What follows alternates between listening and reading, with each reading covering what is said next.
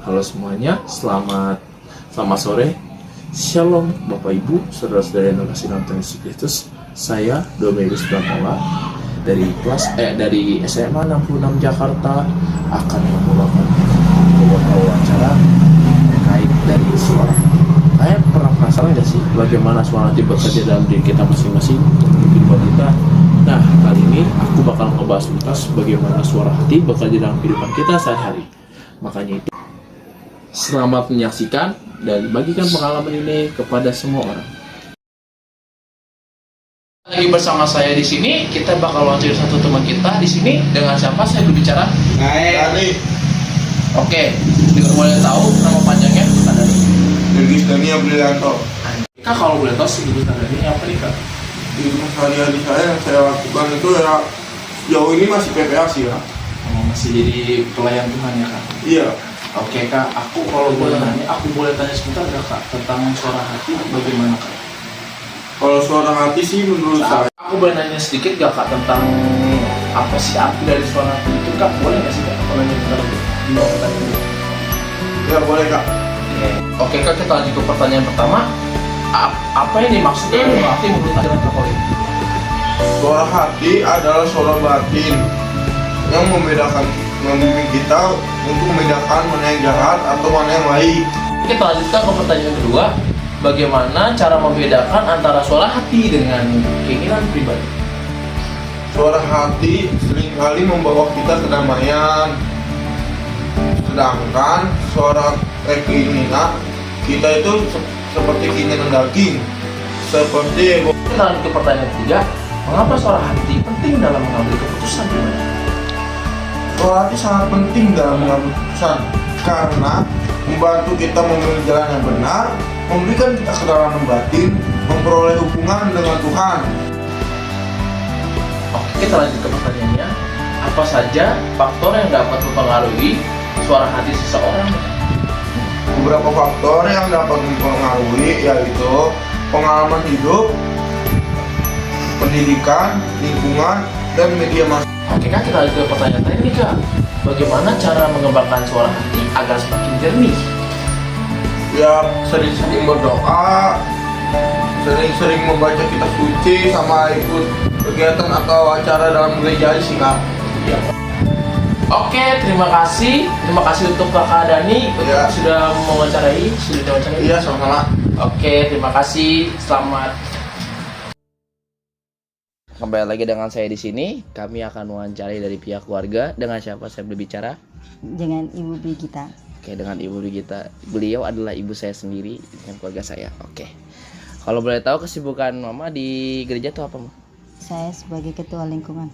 Sebagai ketua lingkungan. Oke, baik.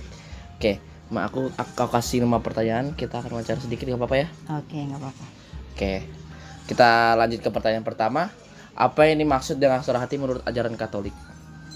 Suara hati menurut ajaran Katolik itu adalah suara yang berdasarkan dari Tuhan. Oke, siap. Oke, kita lanjut ke pertanyaan kedua. Bagaimana cara membedakan antara suara hati dan keinginan pribadi, Ma? Kalau keinginan pribadi itu adalah hawa nafsu yang timbul dari pikiran kita.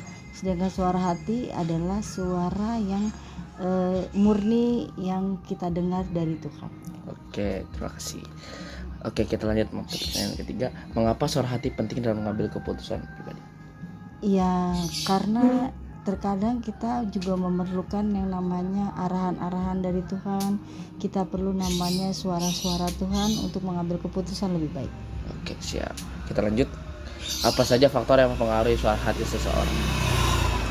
Faktor-faktornya ya dari lingkungan, kemudian dari kita beribadah kepada Tuhan, juga biasanya dari keimanan kita kepada Tuhan. Oke, siap. Kita lanjut ke pertanyaan terakhir. Bagaimana cara mengembangkan suara hati agar semakin jernih, Ma? Mengembangkan suara hati ya supaya semakin jernih ya kita lebih mendekatkan diri kepada Tuhan, rajin beribadah, berdoa, dan juga ya lebih utama lagi ya kita selalu mendekatkan diri kepada Tuhan. Oke, terima kasih. Sekian dari saya Ola. Terima kasih kepada wawancarai. Oke, terima kasih. dengan saya di sini dengan Nola. Saya akan mewawancarai dari tokoh gereja. Dengan siapa saya berbicara? Dengan Doni Johan. Di Johan. Kalau boleh tahu Bapak di gereja itu perannya sebagai apa, Pak? Saya dulunya prodiakon tapi sudah selesai tugas. Saya pewarta sampai tahun ini dan saya pendoa. Oke Bapak, saya akan memberikan Bapak 5 pertanyaan terkait tentang suara hati. Bapak mau menjawab ya Pak ya? Ya, saya akan jawab. Oke. Oke Pak, kita lanjut ke pertanyaan pertama. Apa ini maksud dengan suara hati menurut ajaran Katolik? Suara hati itu adalah suara hati nurani. Setiap orang yang dibangun, yang dididik, bertumbuh, itu punya hati nurani. Hati nurani orang berbeda-beda, tergantung di mana dia bertumbuh. Seorang anak pelacur, dia bertumbuh dengan hati nurani, ya bertumbuh dengan di dunia pelacuran. Pasti berbeda dengan orang yang bertumbuh di dalam dunia yang benar. Hati nurani itu adalah suara hati kita, bukan suara Roh Kudus ya. Coba kita lanjut ke pertanyaan kedua. Bagaimana cara membedakan suara hati dengan keinginan pribadi, Pak? Suara hati itu tidak selamanya sejalan dengan kedagingan kita. Suara hati itu kan bertumbuhnya, saya bilang, dari lingkungan. Contoh, mungkin kalau kamu dibenarkan di dalam lingkungan yang nggak benar, mencuri itu dianggap sah, itu suara hati. Tetapi kalau kamu bilang tadi apalagi hati nurani, itu berbeda lagi. Nurani itu kita pasti punya dorongan sensitif, wah itu nggak benar. Oke, terima kasih Bapak. Kita lanjut ke pertanyaan ketiga. Mengapa suara hati penting dalam mengambil keputusan, Pak? Suara hati penting karena suara hati itu disitulah suara Tuhan suka bicara. Kembali lagi, suara hati itu bukan suara Roh Kudus ya, beda ya. Iya, Kita di situ. Artinya kita mendengarkan suara hati lebih tajam. Siap, kasih Pak. Oke Pak, kita lanjut. Apa saja faktor yang dapat mempengaruhi suara hati seseorang, Pak? Ya, suara hati kan pendidikan, agamanya penting. Karena suara hati, agama tuh penting. Beda agama, beda suara hati. Paham ya? Ya, Pak. Beda agama, beda suara hati. Oke Gitu. Pak. Oke, kita lanjut ke pertanyaan terakhir ya Pak. Bagaimana cara mengubahkan suara hati agar semakin jernih, Pak? Meditasi, Meditasi ya Pak. hening. Oke, Meditasi ada banyak macam, tapi yang penting hening. Gitu. Oke, terima kasih. Itu saja dari saya. Terima kasih pada Bapak. Baik, kembali lagi dengan saya di sini. Saya akan menyimpulkan suara hati itu sendiri. Suara hati adalah suara dari hati nurani manusia, di mana dia bisa membantu kita, membimbing kita untuk membedakan hal yang baik ataupun hal yang salah. Nah, tergantung dari kita manusia itu sendiri. Hati nurani adalah sesuatu yang baik untuk membimbing kita, dan bagaimana cara kita manusia untuk memilih untuk kita mengikuti atau tidak mengikuti suara hati masing-masing. Oke, terima kasih. Itu saja dari saya.